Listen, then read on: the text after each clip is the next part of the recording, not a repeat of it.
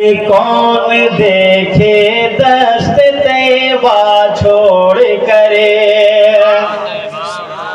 شیر گلشن کون دیکھے دست طیبہ چھوڑ کرے، شیر گلشن کون دیکھے دست طیبہ چھوڑ کرے، سوئے جنت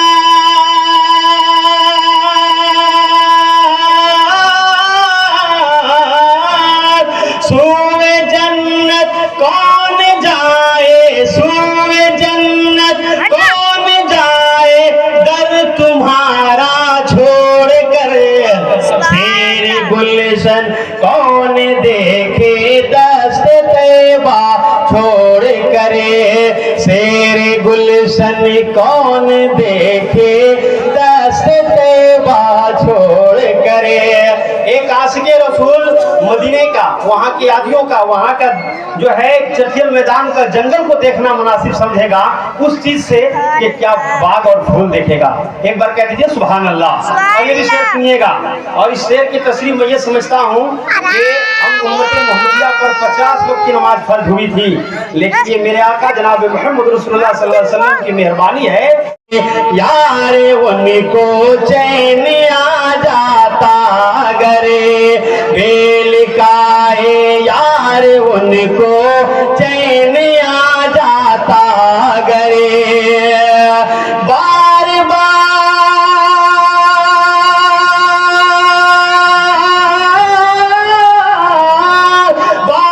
بار آتے نہیں، بار بار آتے نہیں جبریل سے تیرا چھوڑ کرے، شیر گلشن کون دیکھے دست طیبہ چھوڑ کرے۔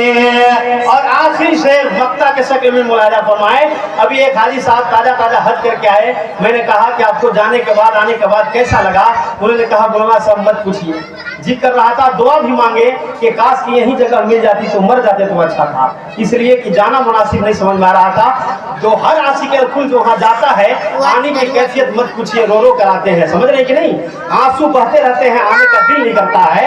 اس طرح سے کہ مر کے جیتے ہیں جو ان کے در پہ جاتے ہیں ہنسنے، مر کے جیتے، کوئی مر رہا ہے اور مدینہ چلا جائے تو وہ زندہ ہو جائے گا، سبحان اللہ، کہ مر کے جیتے ہیں جو ان کے در پہ جاتے ہیں ہنسنے، جی کے مرتے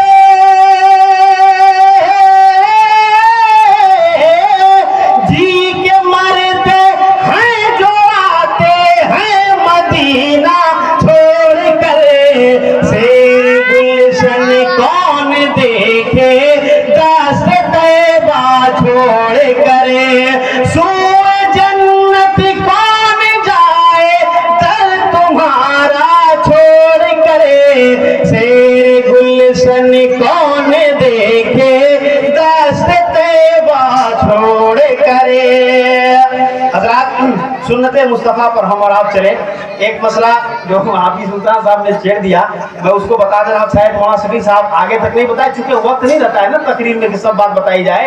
اگر کسی کا 12 سال کے بعد بھی ختنہ نہیں ہو سکا، اس کا بھی ختنہ ہو سکتا ہے، کہہ دیجیے سبحان اللہ۔ اس کا طریقہ ہے، اس کا طریقہ کیا ہے؟ بہت سارے طریقے ہیں، آپ مسئلہ جاننا چاہیں تو مدرسے میں آئے، حضرت لوگ سے ملاقات کیجیے، اور ایک طریقہ اس میں سے بہت سارے طریقوں میں سے ایک ہی طریقہ میں آپ کو بتا دوں، طریقہ اور بھی ہے لیکن ایک طریقہ بتا دے رہا ہوں کہ اگر 12 سال کے بعد بھی اس کا ختنہ نہیں ہو سکا تو وہ بھی چاہے تو سنت مصطفیٰ سے اور سنت ابراہیم سے مایوس نہیں ہوگا، بلکہ اس کا بھی ختنہ ہو جائے گا۔ وہ ایسے ہوگا کہ وہ ختنہ کرنے کا ڈاکٹری سیکھ جائے، ختنہ جو کرتا ہے اس سے سیکھ جائے کہ کیسے ختنہ کیا جاتا ہے، اور اپنا ختنہ اپنے ہی کر لے، سبحان اللہ، اپنا ختنہ اپنے ہی کر لے۔ یہ ایک طریقہ ہے، اور طریقہ اور بھی ہے جو آپ اگر جاننا چاہیں تو اس کو بتایا جائے گا، سبحان اللہ۔ لیکن آج کے مسلمانوں کے پاس وقت کہاں ہے مسئلہ جاننے کے لیے؟ موبائل لے کر کے چوک چوراہوں پہ بیٹھ گئے ہیں، اسی میں وقت گزار رہے ہیں، استغفر اللہ۔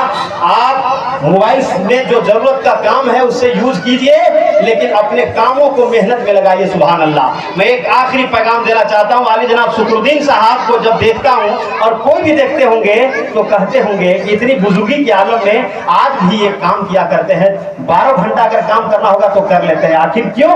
इसलिए कि इनका शरीर हमेशा से मेहनत किया हुआ है। सुभान अल्लाह। एक बादशाह ने एक हकीम को कहा, सरकारी हकीम को, कि एक किताब लिखो जिसमें तमाम बीमारियों का इलाज हो। सुभान अल्लाह। उसमें बीमारी भी लिखो, उसकी अलामत भी लिखो और उसका इलाज भी लिखो। उस डॉक्टर ने लिखा और बीमारी भी लिखा, उसका अलामत भी लिखा, उसका इलाज भी लिखा, समझ रहे हैं, और लिख करके दुनिया से चला गया। बादशाह ने उस किताब को पढ़ा, देखा तो बहुत अच्छा लगा, लेकिन उसमें एक जगह लिखा हुआ था कि तरबूजा खाने के बाद दूध न पिए, तरबूजा खाने के बाद दूध न पिए, इसलिए कि पेट में बहुत ज्यादा दर्द होगा, पेट में बहुत ज्यादा दर्द होगा। समझ रहे हैं कि नहीं? तो बादशाह ने देखा कि अरे ऐसा लिखा हुआ तो सही में लिखा है कि नहीं, तो उसको आजमाना चाहा। एक किसान आदमी को बुलाया। किसको बुलाया? एक किसान आदमी को बुलाया।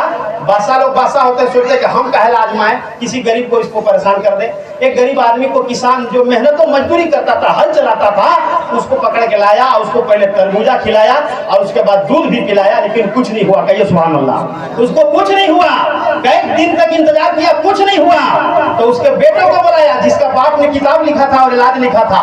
कहा कि तुम्हारे बाप ने ये किताब लिख करके जो है दुनिया से चला गया, बताओ कैसा लिखा, जब कुछ असर नहीं हुआ कि दूध तरबूजा खाने के बाद दूध नहीं खा पीना चाहिए, कहाँ असर हुआ? तो बेटा भी बहुत बढ़िया डॉक्टर था, कहिए सुभान अल्लाह, बहुत बड़ा हकीम था।